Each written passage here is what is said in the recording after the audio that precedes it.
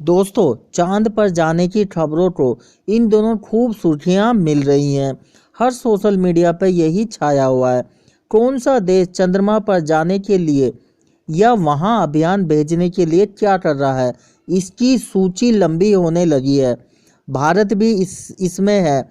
इस साल भारत की स्पेस एजेंसी इसरो जापान की मदद से चंद्रमा के पीछे वाले हिस्से यानी जो पृथ्वी से कभी दिखता नहीं है पर अभियान भेजेगी। चंद्रमा के आगे और पीछे वाले हिस्से को लेकर भी लोगों के मन में कई सवाल हैं। इसमें सबसे प्रमुख है कि आखिर ऐसा क्यों होता है जब चंद्रमा अपनी धुरी पर घूमता है तो उसका पीछे का हिस्सा पृथ्वी से कभी दिखाई क्यों नहीं देता। इस बारे में क्या कहता है विज्ञान, जानते हैं इस वीडियो के माध्यम से मेरे साथ, यानी कि रवि के साथ। वीडियो को पूरा देखें, बिल्कुल भी स्किप ना करें। चंद्रमा के पिछले हिस्से को यानी जो पृथ्वी से दिखाई नहीं देता उसे डार्क साइड या फार साइड भी कहते हैं। फार साइड यानी दूर का हिस्सा समझ में आता है, लेकिन यहाँ डार्क साइड का क्या अर्थ है? जो कि हमेशा छिपा रहता है, दिखता नहीं है या दिखाई नहीं देता। यहाँ डार्क साइड का अर्थ अंधेरे में रहने वाला हिस्सा नहीं है। हकीकत तो यह है कि इस हिस्से में भी खास समय या सूर्य की रोशनी पहुँचती है और उसी तरीके से पहुँचती है जैसे आगे वाले हिस्से में पहुँचती है। चांद के इस हिस्से के पृथ्वी से दिखाई ना देने की वजह चंद्रमा के अपनी दूरी पर घूमना और पृथ्वी की परिक्रमा से जुड़ा हुआ है। दोस्तों, दरअसल चंद्रमा पृथ्वी से ज्वारीय बल के जरिए बंधी है और यह बंधन विशेष तरीके का है। यानी कि सीधे शब्दों में जितना समय चंद्रमा को खुद का एक चक्कर लगाने में लगता है उतने ही समय में वह अपने खुद भी एक चक्कर पूरा कर पाती है। इसी का नतीजा यह होता है कि उसका एक ही हिस्सा हमेशा पृथ्वी के सामने रहता है। चंद्रमा की यह स्थिति का जिम्मेदार पृथ्वी का ग्रेविटी बल होता है जो दोनों को ज्वारीय तौर पर एक दूसरे से बांधे रखता है।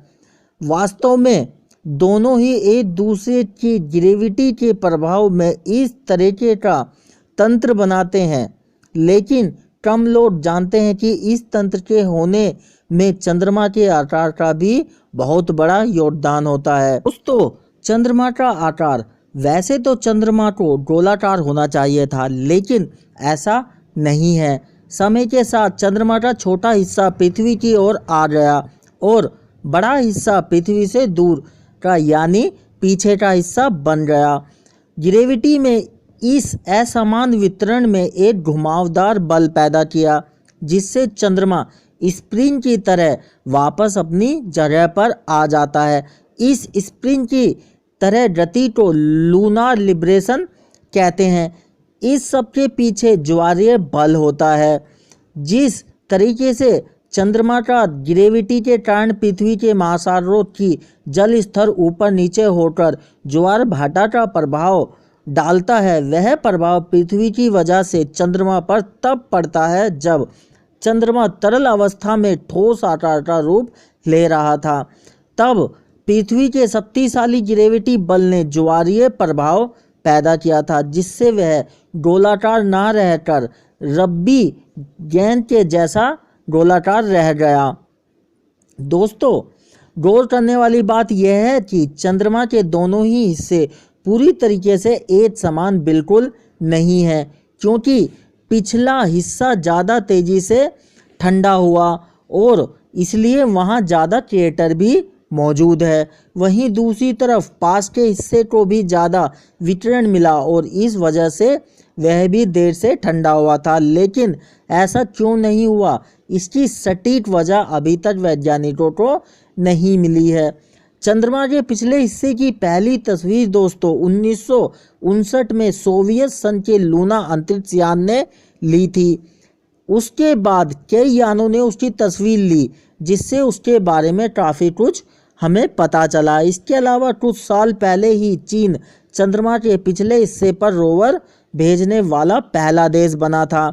वहीं अब भारत भी जापान के सहयोग से अपना रोवर चंद्रमा के इसी हिस्से पर भेजने की तैयारी कर रहा है। दोस्तों, ये वीडियो कैसी लगी प्लीज़ कमेंट करके ज़रूर बताइए। वीडियो को लाइक नहीं किया तो इसको लाइक कीजिए और हमारे यूट्यूब चैनल को सब्सक्राइब कीजिए। मिलते हैं नेक्स्ट वीडियो में।